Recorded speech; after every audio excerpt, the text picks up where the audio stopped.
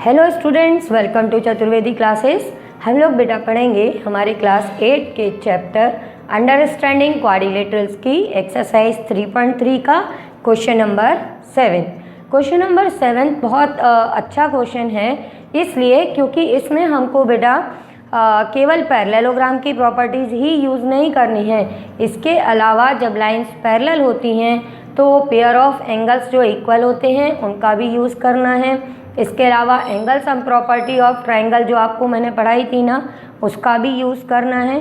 तो चलो पहले मैं क्वेश्चन पढ़ लेते हैं, उसका एक्सप्लेन करते हैं, फिर आगे अपन सॉल्व करेंगे। तो क्वेश्चन 7 है अपने पास में, द एडजेसेंट फिगर होप। ये बेटा HOPE, hope is a parallelogram. हमारे पास में गिवन है कि ये हमारा एक पैरेललोग्राम है। Find the measure of each of x, y, z। और यहाँ पर जो हमारे पास में x, y एंड z लिखे हुए हैं, हमको इनकी वैल्यूज़ फाइंड करनी है and state the properties you use to find, और साथ में ये बताना है कि हमने इनको फाइंड कैसे किया। ठीक है, चलो पहले एक बार क्वेश्चन को समझ लो और फिर लिखना कैसे है वो मैं बता दूंगी, क्योंकि समझना बहुत ज़रूरी है। ऐसा नहीं मैंने लिखा आपने कॉपी कर लिया, बट कॉपी पेज से आपको क्लियर थोड़ी होगा कॉन्सेप्ट, है ना। इसलिए पहले यहाँ पे समझो, उसके बाद अपनी नोटबुक में नोट करो।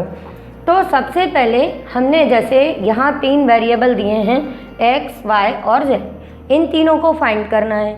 तो इन तीनों को फाइंड करने के लिए ये सोचा सबसे पहले कि हम किसको फाइंड कर सकते हैं।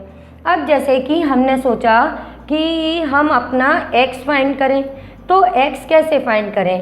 पहली चीज़, क्या यहाँ पे ये एक ट्राइंगल का पार्ट है, तो क्या एंगल सम प्रॉपर्टी लगा सकते हैं? नहीं, क्योंकि एक एंगल दिया है, दूसरा दिया है, पर तीसरा तो दिया ही नहीं है।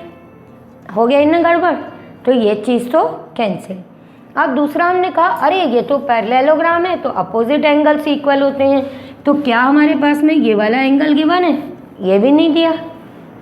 फिर एक्स रह गया बेचारा, उसके लिए तो कोई पार्टनर ही नहीं मिल रहा, वो बेचारा अकेला अपनी वैल्यू थोड़ी निकाल सकता है। तो अब इसका पार्टनर नहीं मिल रहा, तो हमने कहा थोड़ी देर भैया तुम रेस्ट कर लो, अब हम दूसरे वाले के पास चलते हैं। ठीक है भाई, हम दूसरे वेरिएबल के पास आ गए, y के पास। अब y के पास आए, हमने कहा y तुम्हारा कोई पार्टनर हो तो भाई ढूंढ लो। x को तो कोई पार्टनर नहीं मिला, वो अभी रेस्ट कर रहा है। ओके, तो y ने कहा कि चलो ठीक है हम देखते हैं। तो y ने भी कहा भाई ये ट्राइंगल में एक्सटीरियर एंगल प्रॉपर्टी लग सकती है, पर z भी है, z को तो खुद को अपनी वैल्यू नहीं मालूम, तो वो मेरी हेल्प क्या करेगा। तो y ने देखा कि अरे यहाँ पर z से याद आया कि ये पैरेललोग्राम है, तो ये साइड इसके पैरेलल है। तो अगर हम देखें तो ये दोनों पैरेलल साइड्स में ये ट्रांसवर्सल है, और ऐसे करके ऐसे जाएंगे तो z बन रहा है। z मीन्स z टाइप का जब अपने पास में पेयर्स बनते हैं जब एंगल्स के, तो उनका नाम क्या होता है? याद आया? Alternate interior angle. तो बस y ने जैसे ही ये बना अपना पार्टनर ढूंढ लिया, उसने कहा मेरी वैल्यू इस 40 के इक्वल है, क्योंकि हम दोनों ऑल्टरनेट इंटीरियर एंगल हैं, इसलिए हमारी वैल्यू इक्वल होगी। तो वेरिएबल y भी मिल गया। अब आए अपन y तो खुश हो गया, y का काम हो चुका है, x अभी नहीं मिला। अब अगले पर आ गए, अगला था अपना z। अब z ने कहा अब मेरी हेल्प करो भाई, y तुम्हारी वैल्यू मिल गई है तो अब मेरी हेल्प करो।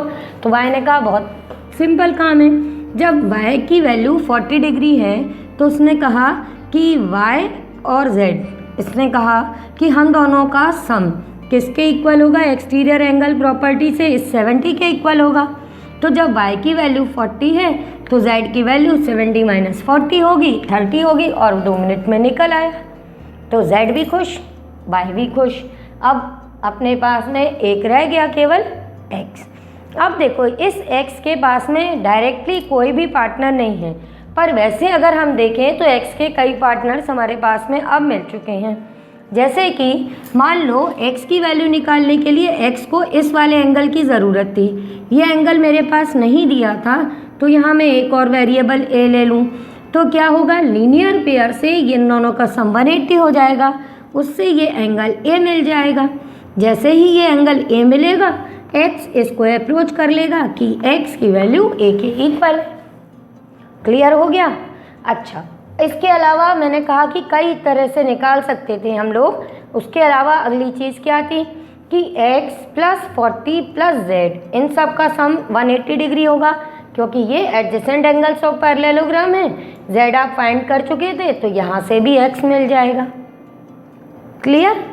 पर ईजीएस्ट आपको शायद यही वाला लग रहा होगा, तो मैं इसी से करा देती हूँ। पर सारी चीज़ें बेटा सीखनी ज़रूरी है।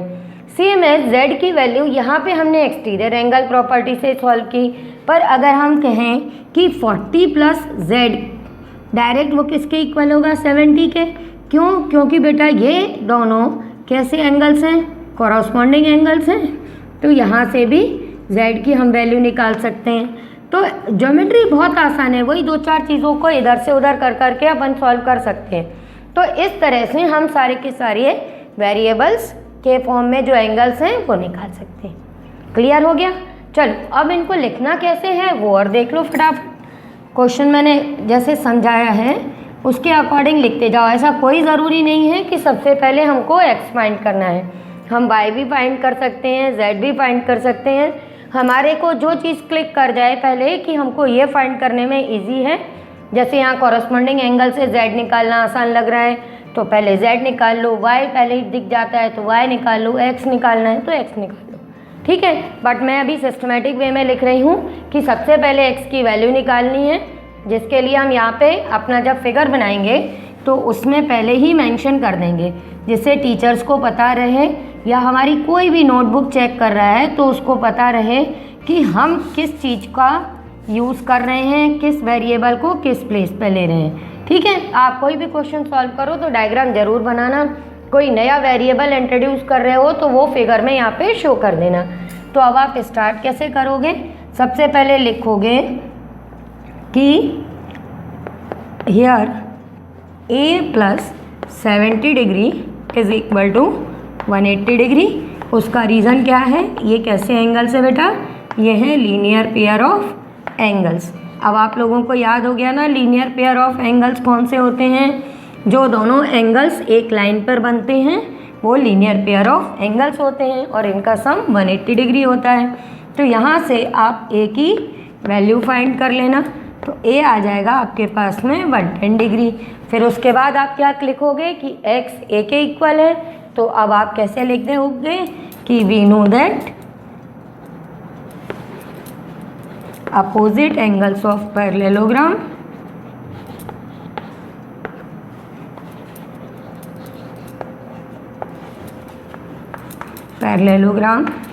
आर इक्वल, है ना।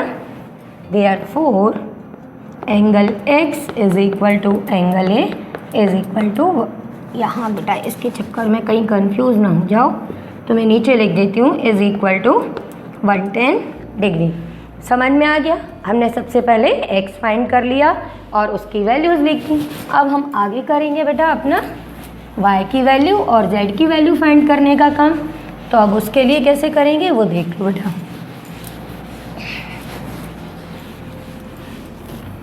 अब y की वैल्यू के लिए तो बहुत आसान सा काम था, हम लिख देंगे कि S hope is a parallelogram, तो ये था अपना HOPA। तो अब लिख देना अब आप therefore EH parallel to PO, है ना। पैरेललोग्राम है तो pair of opposite sides parallel हो जाएंगी। तो therefore angle y is equal to 40 degree और इसका रीज़न हम लिख देंगे ऑल्टरनेट इंटीरियर एंगल्स।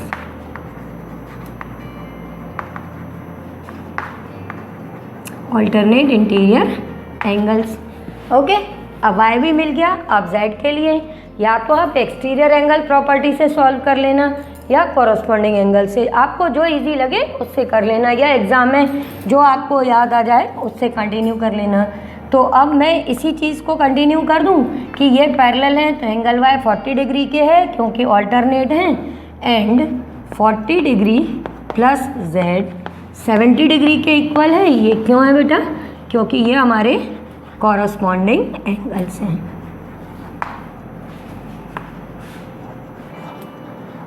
क्लियर। तो अब यहाँ से आप z की वैल्यू निकाल लेना, 70 डिग्री माइनस 40 डिग्री, है ना सिंपल सा काम। बस आप सिस्टमेटिक वे में आगे बढ़ते जाओ, आपको x y z सब मिल जाएंगे। ठीक है, समझ में आया।